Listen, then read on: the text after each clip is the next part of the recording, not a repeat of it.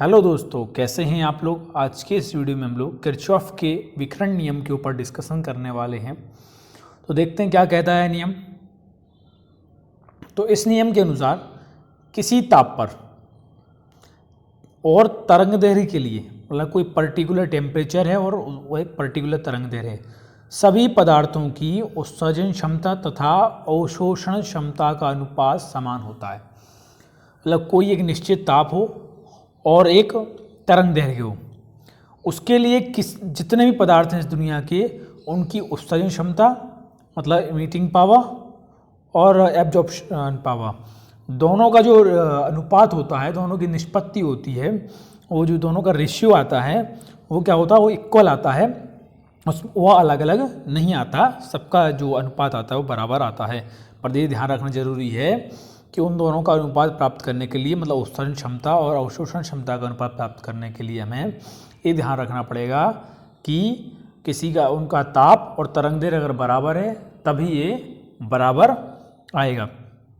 साथ ही दूसरी बात क्या है इसमें, और कहा गया कि ताप पर, उसी ताप पर, जिस ताप पर उनका अनुपात बराबर होता है सही पदार्थों का, उसी ताप पर और उसी तरंगदैर्घ्य पर पूर्ण कृष्णपिंड की, मतलब पूर्ण कृष्णपिंड की उत्सर्जन क्षमता के बराबर होता है। जैसे कि ये मान लीजिए किसी भी कोई ताप है और तरंगदैर्घ्य पर कोई भी पदार्थ है, उसकी उत्सर्जन क्षमता ई लैम्डा है तथा अवशोषण क्षमता ए लैम्डा है, तो वह कितनी होगी, ई लैम्डा की, कैपिटल ई लैम्डा के बराबर होगी, कंस्टेंट होगी। किसके सापेक्ष? ये जो ई लैम्डा है किसका है, कृष्णपिंड की उत्सर्जन क्षमता है। तो कृष्णपिंड की उत्सर्जन क्षमता किसके बराबर होगी, तो जो किसी पदार्थ के लिए पर्टिकुलर तरंगदैर्घ्य तथा पर्टिकुलर टेम्परेचर पर जो उनका रेशियो आता है उत्सर्जन क्षमता तथा अवशोषण क्षमता का, उसके बराबर होगी। किसकी उत्सर्जन क्षमता, तो उस कृष्णपिंड की, पूर्ण कृष्णपिंड की उत्सर्जन क्षमता उसके बराबर होती है। मतलब इन दोनों का जो अनुपात है किसी भी पदार्थ के लिए, वह उसी टेम्परेचर सेम रहेगा। इसका लिए जो टेम्परेचर लिया है और जो तरंगदैर्घ्य ले रहे हैं हम इसके लिए, वही यहाँ पर भी इसके लिए भी सेम रहेगा, तभी इक्वल आएगा। तो इस नियम की उत्पत्ति को देखते हैं हम। तो इसकी उत्पत्ति, कोई मान लीजिए तरंगदैर्घ्य है हमारे पास, किसी तरंगदैर्घ्य का जो हमारे पास एक प्रकाश आ रहा है और उस तरंगदैर्घ्य के लिए लैम्डा तरंगदैर्घ्य मान लीजिए, और एक समतापी प्रकोष्ठ है जिसका परमताप क्या है हमारे पास, कैपिटल टी है, टेम्परेचर टी है कैपिटल, और तरंगदैर्घ्य लैम्डा है। पर उस पर क्या है, कोई वस्तु रखी है और उस वस्तु की जो अवशोषण क्षमता है वो कितनी है, ए लैम्डा, और उत्सर्जन क्षमता कितनी है, ई लैम्डा। अवशोषण क्षमता है ए लैम्डा और उत्सर्जन क्षमता कितनी है, तो ई लैम्डा है। वस्तु पर तरंगदैर्घ्य लैम्डा प्लस व लैम्डा प्लस डी लैम्डा, जो तरंगदैर्घ्य इतने परास का है, कितने परास का है, तो लैम्डा व लैम्डा प्लस डी लैम्डा का है, के बीच प्रति सेकंड, मतलब इतनी परास के बीच का जो है प्रकाश, वो क्या हो रहा है, प्रकाश या विकिरण जो है वह उस वस्तु प्रति सेकंड एकांक क्षेत्रफल पर आपतित होता है।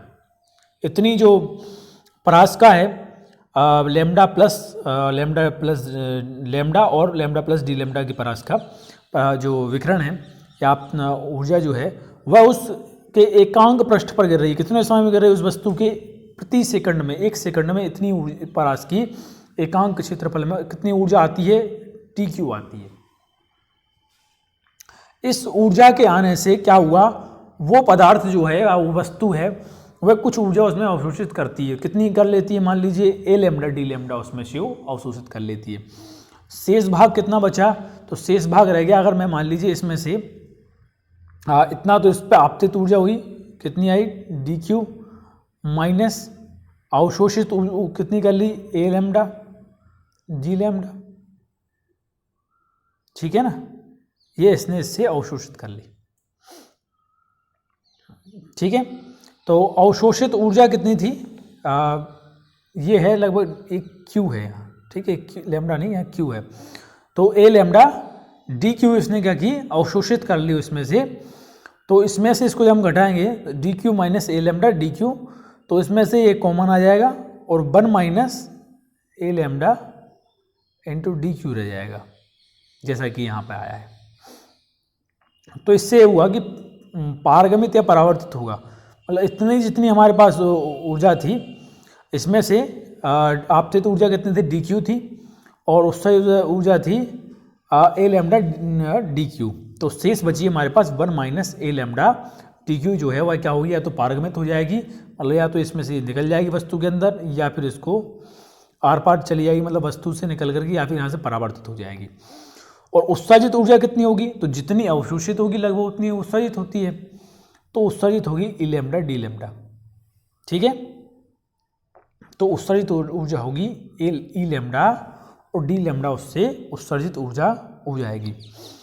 अब हमें, अगर हम जानते हैं कि वस्तु कोई जो कोष्ठ है इसमें की वस्तु रखी थी वह तापीय साम्य में है, तब क्या होगा, तब हम जानते हैं कि परावर्तित या पारगमित ऊर्जा या तो परावर्तित हो रही होगी या फिर पारगमित हो रही होगी। दूसरा है उत्सर्जित ऊर्जा, दोनों को अगर हम जोड़ लें, परावर्तित क्योंकि ये इतनी ऊर्जा आई थी तो ये कुछ इसने अवशोषित कर ली और कुछ क्या कर दी, परावर्तित या पारगमित कर दी होगी, तो इन दोनों का टोटल बराबर आपतित ऊर्जा।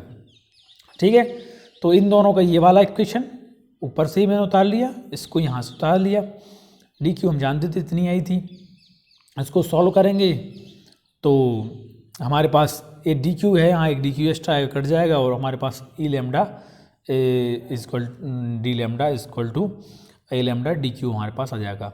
समझ में आपको ये वाला, ये हो जाएगा डी क्यू माइनस ए लैम्डा डी क्यू। ठीक है, ये डी क्यू इसको काट देगा और यह ए लैम्डा डी लैम्डा बचेगा, जो कि इधर हम इसको ये माइनस का रहेगा तो इसको इधर लिया है। ठीक है, तो ये ई लैम्डा को यहीं रहने दूँ, मैं इसको इसके इसमें बटे में ले जाऊँ और इसको इसके यहाँ पर ई लैम्डा को यहाँ ले आया मैं।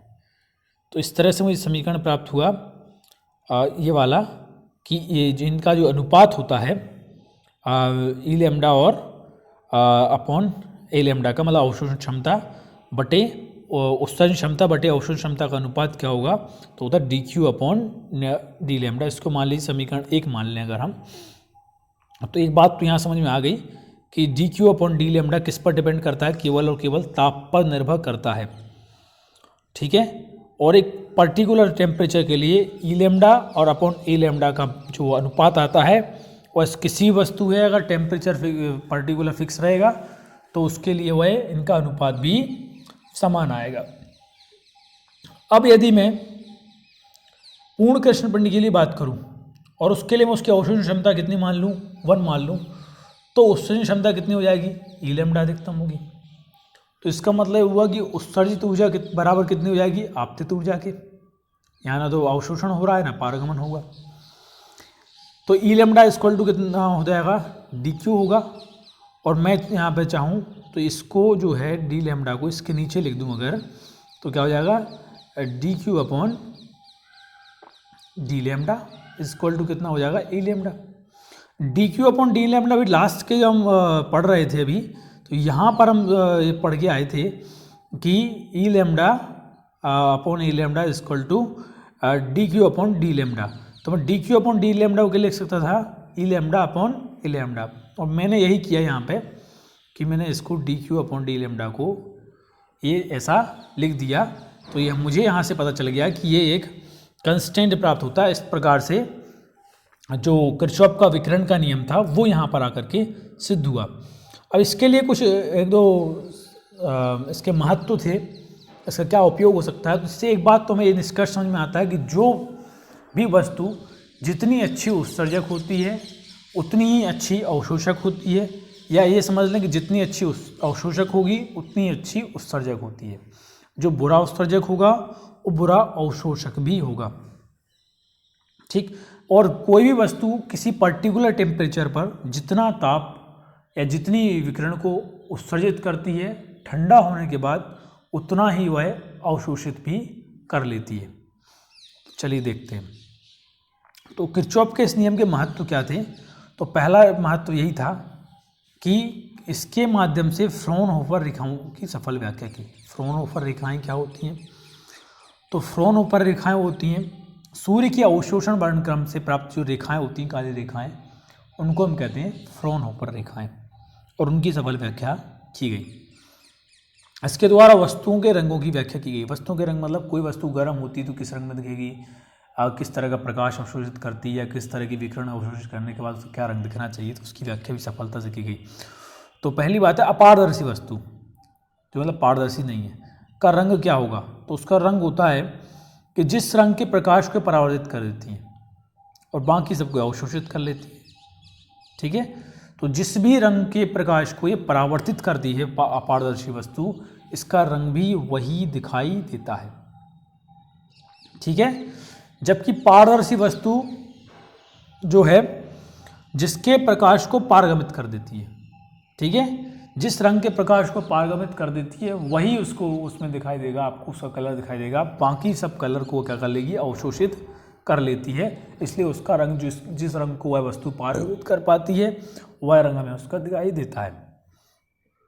जो वस्तु विकिरण की जितनी अच्छी उत्सर्जक होती है, उत्सर्जक लिखा होना था यहाँ पे अवशोषक होना था, अवशोषक। ठीक है, तो अवशोषक, तो जितनी अच्छी अवशोषक होती है उतनी अच्छी उत्सर्जक भी होती है। और कोई पदार्थ उच्च ताप पर जिन तरंग दैर्घ्यों के विकिरण को उत्सर्जित करता है, ठंडा होने पर उन्हीं तरंग दैर्घ्य प्रकाश को वह अवशोषित भी कर लेता है। मतलब जिस टेम्परेचर पर वह उसका उत्सर्जन होता है उसी को वह अवशोषित भी कर लेता है। तो थैंक यू दोस्तों, आज के इस वीडियो में हम लोगों ने किरचॉफ के नियम को समझा। अगले वीडियो में हम लोग स्टीफन बोल्ट्जमैन का नियम समझने की कोशिश करेंगे।